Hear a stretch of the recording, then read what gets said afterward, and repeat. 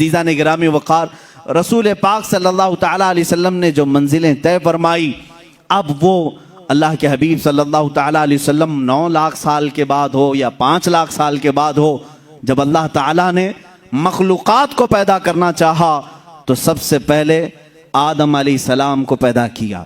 آدم علیہ السلام کی پیدائش آپ نے اس سے قبل بھی سنا، زمین کی مختلف مٹی لی گئی اور اسے گوندھا گیا اور اس کے بعد اس میں روح ڈالی گئی، ان کی پیشانی میں نور مصطفیٰ رکھا گیا۔ اب اللہ رب العزت کے نور کی یہ امانت کہاں منتقل ہوئی؟ جبین آدم میں آئی۔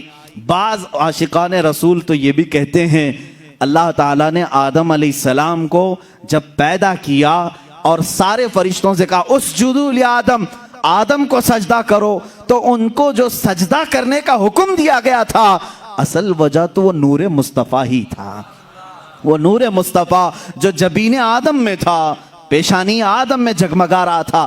آدم علیہ السلام نے وہ امانت اٹھائی، سنبھالی، اس لیے کہ اللہ رب العزت نے اپنے حبیب صلی اللہ تعالیٰ علیہ وسلم کے نور پاک کو آدم علیہ السلام کی پیشانی میں رکھا۔ تو صرف یہ نہیں کہ انہیں معلوم بھی نہیں تھا، بلکہ میں آپ کو یہ سفر مبارک بھی بتا دوں جو ہماری عادت ہے، ہم رسول پاک کا شجرہ پاک بھی تلاوت کرتے ہیں۔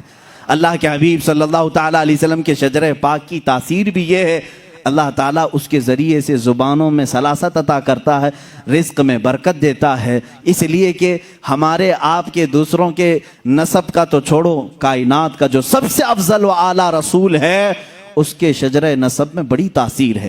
میں آپ کو یہ بتاؤں، اس نور نے جو منزلیں طے کی، یہ نور مصطفیٰ صلی اللہ تعالیٰ علیہ وسلم 5 لاکھ سال یا 9 لاکھ سال اپنے رب ذوالجلال کے جلوں میں رہا۔ اللہ نے اس کے بعد اسی نور کے حصوں سے جنت بھی بنائی، لوح بھی بنایا، عرش بھی بنایا، کرسی بھی بنایا، قلم بھی بنایا، ساری چیزیں بنائی۔ اسی کو تو اقبال نے کہا ہے لوح بھی تو قلم بھی تو تیرا وجود الکتاب، یعنی حدیث میں ہے نا، بعض حدیثوں میں یہ ہے، حضور نے فرمایا سب سے پہلے اللہ نے لوح کو بنایا، تختی۔ ایک حدیث میں سب سے پہلے اللہ نے قلم کو پیدا کیا، پیدا کرنے والی چیزوں میں سب سے پہلے اللہ نے لوح کو بنایا۔ ایک حدیث میں ہے قلم کو بنایا، اور ایک حدیث میں الگ تو پوچھا گیا کس کو پہلے بنایا، اور ایک حدیث میں تو حضور فرما رہے میرے نور کو سب سے پہلے پیدا کیا۔ یہ 3 الگ الگ چیزیں ہوئی، تو پہلے ہے کون؟ لوح کو پہلے پیدا کیا کہ قلم کو پہلے پیدا کیا یا نور مصطفیٰ کو؟ اقبال جیسا عاشق جو ہے یہاں پر ہمارے ذہنوں کو قریب کر کے سمجھاتا ہے، اس میں ٹینشن لینے کی ضرورت نہیں، کس کو پہلے پیدا کیا۔ اقبال کا شعر یہ کہتا ہے یا رسول اللہ لوح بھی تو قلم بھی تو تیرا وجود الکتاب، جس کو اللہ نے پہلے پیدا کیا وہ شکل تو آپ ہی کی تھی، لوح سے مراد آپ ہی ہیں، قلم سے مراد آپ ہی ہیں، کتاب سے مراد بھی آپ ہی ہیں۔ لوح بھی تو قلم بھی تو تیرا وجود الکتاب، گنبد آبگینہ رنگ تیرے وجود میں حباب۔ عزیزان گرامی وقار، رسول پاک صلی اللہ تعالیٰ علیہ وسلم کی یہ جو منزلیں ہیں، جبین آدم میں آئے، اب جب جنت سے اتر کر دنیا میں آئے، رسول پاک صلی اللہ تعالیٰ علیہ وسلم کا نور لے کر کے ہی دنیا میں آئے۔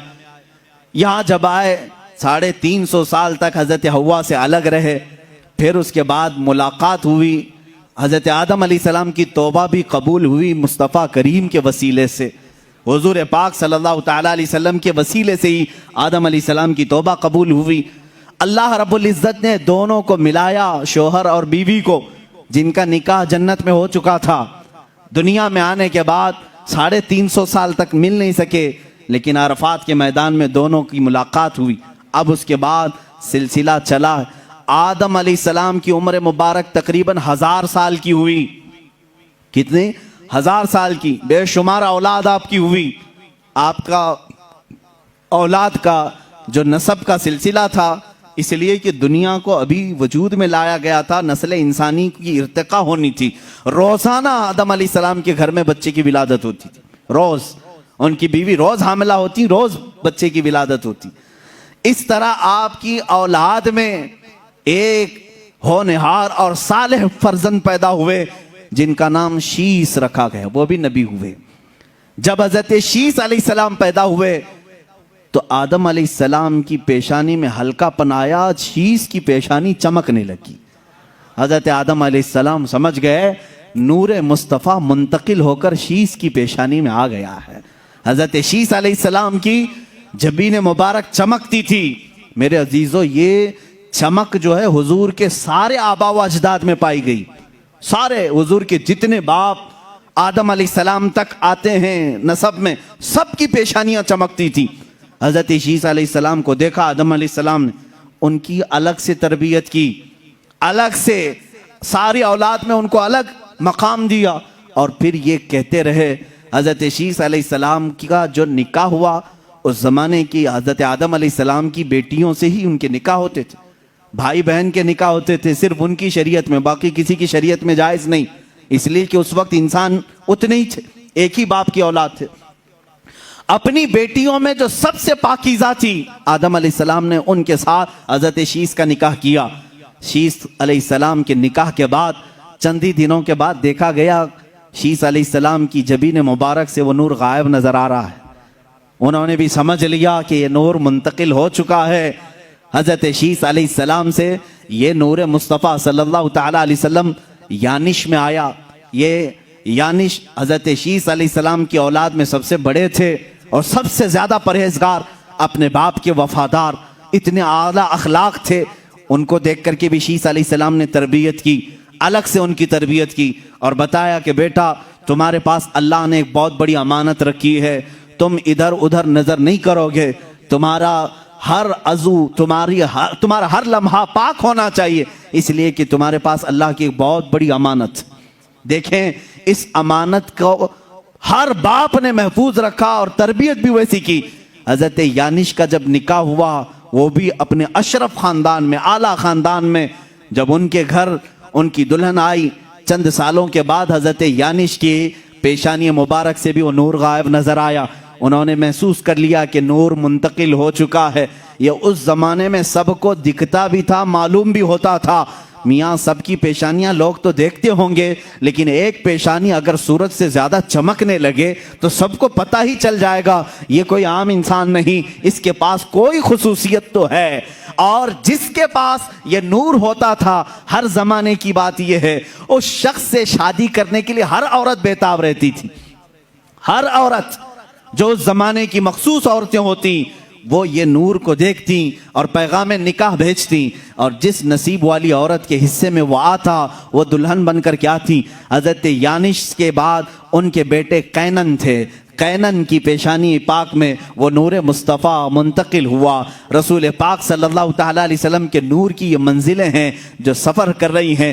نور خدا چلتا ہوا آدم کی جبین میں، جبین آدم سے شیش کی جبین میں، جبین شیش سے یانش کی جبین میں، جبین یانش کی سے قینن کی جبین میں، اور یہاں قینن کی جبین سے پیشانی سے حضرت محلیل کی جبین پاک میں آیا۔ محلیل سے یرد میں، یرد سے ادریس میں، ادریس سے ادریس علیہ السلام کا نام متوشلخ بھی ہے، متوشلخ سے یہ نور مصطفیٰ صلی اللہ علیہ وسلم لامک میں آیا۔ لامک سے حضرت نوح علیہ السلام، جو حضرت نوح علیہ السلام اولاد آدم میں دوسرے رسول بھی ہیں۔ نوح علیہ السلام کی جبین مبارک خوب چمکتی رہی، اور پھر یہ نور محمدی صلی اللہ تعالیٰ علیہ وسلم ان کے بیٹے سام میں آیا۔ سام سے یہ نور ارفخشد میں آیا، ارفخشد سے پھر شالخ میں آیا، شالخ سے پھر ایبر میں آیا، ایبر سے یہ نور فالخ میں آیا، فالخ سے یہ راعو میں آیا، راعو سے یہ صاروخ میں آیا، صاروخ سے یہ پھر ناحور میں آیا، ناحور سے پھر تارح میں، تارح سے پھر یہ جبین مصطفیٰ نور مصطفیٰ سیدنا ابراہیم خلیل اللہ کی پیشانی میں آیا۔ ابراہیم خلیل اللہ علیہ الصلوۃ والتسلیم کی پیشانی مبارکہ خوب جگمگاتی رہی۔ آپ نے 2 شادیاں کی ہیں، سارہ سے بھی ہاجرہ سے بھی۔ حضرت سارہ سے اسحاق علیہ السلام پیدا ہوئے، لیکن یہ نور منتقل نہیں تھا۔ ابراہیم علیہ السلام نے ہاجرہ سے نکاح کیا، सलामुल्लाह अलैहा, हजरत हाजरा से बेटे पैदा हुए इस्माइल अलैहिस्सलाम, फिर ये नूर मुस्तफ़ा जबीन इस्माइल में आ गया। इस्माइल अलैहिस्सलाम का मशहूर वाक़या तुम्हें मालूम होगा, अल्लाह ने इब्राहीम को हुक्म दिया था जाओ अपने बेटे की कुर्बानी करो। हजरत इब्राहीम अलैहिस्सलाम ने हुक्म खुदाबंदी पर अमल करने के लिए मिना के मज़बा खाने में लाए और हाथ पैर बांध करके, क्या उनकी गर्दन पर छुरी नहीं चलाई थी? हर बकरीद को हम ये वाक़या सुनाते हैं, गर्दन पर छुरी चलाई ना चली, इब्राहीम अलैहिस्सलाम ने पत्थर पर चलाई, पत्थर टुकड़े हो गया, फिर गर्दन पर चलाई नहीं चली। उशाक़ मुस्तफ़ा कहते हैं कैसे चलेगी, जबीन इस्माइल में नूर मुस्तफ़ा जगमगा रहा था। नूर मुस्तफ़ा अमानत के तौर पर इस्माइल अलैहिस्सलाम की पेशानी में अभी मौजूद था, उसे कायनात में फर्श गीती में आना था। अब सुनो, और इस नूर मुस्तफ़ा की मंजिलें, इसका सफ़र अल्लाह रब्बुल इज़्ज़त ने पाक असलाब में रखा, पाक पुश्तों में रखा, पाक माओं के रहम में रखा। हज़रत इस्माइल अलैहिस्सलाम से फिर ये नूर मुस्तफ़ा सल्लल्लाहु तआला अलैहि वसल्लम नाबत में आया, नाबत से यशजब में आया, यशजब से तैरह में आया, तैरह से नाहूर में आया, नाहूर से मुक़व्विम में आया, मुक़व्विम से उदद में आया, उदद से अदनान में आया, अदनान से फिर माद में आया, माद से नज़ार में आया। ये सब मैं मेरे रसूल पाक के आबा व अजदाद के नाम पढ़ रहा हूँ। हर नाम पर आप रज़ियल्लाहु अन्हु कहें, अलैहिस्सलाम कहें, अल्लाह उन पर सलामती भेजे।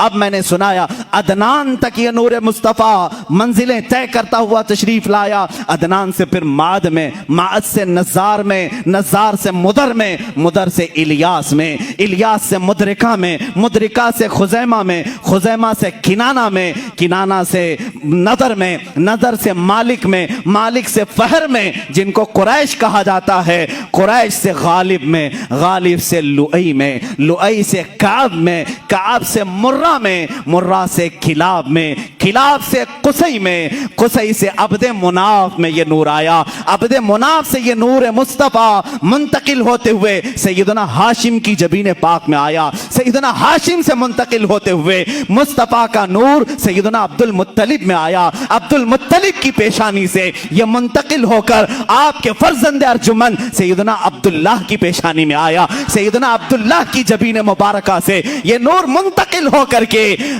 रजब के महीने में बीबी आमिना के शिकमे मुबारका में आया। सैयदा बीबी आमिना के शिकमे मुबारका रजब के महीने में ये नूर मुस्तफ़ा मुंतकिल हुआ।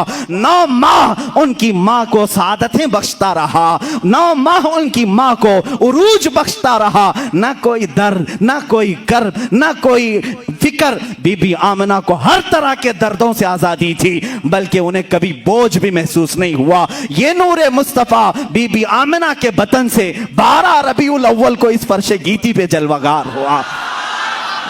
आई नई हुकूमत, सिक्का नया चलेगा, आलम में रंग बदला, सुबह शबे विलादत। मैं नूर मुस्तफ़ा सल्लल्लाहु तआला अलैहि वसल्लम की ये मंजिलें आपसे अर्ज कर रहा था कि आपका शजर नसब बड़ी बरकतों वाला है, क्योंकि कुरान कह रहा है व तक़ल्लुबका फ़िस साजिदीन। ऐ रसूल, हमने आपके नूर को, आपके नुतफ़े को हमेशा सजदा करने वालों में रखा है। सजदा करने वालों में रसूल पाक के नूर को रखा गया।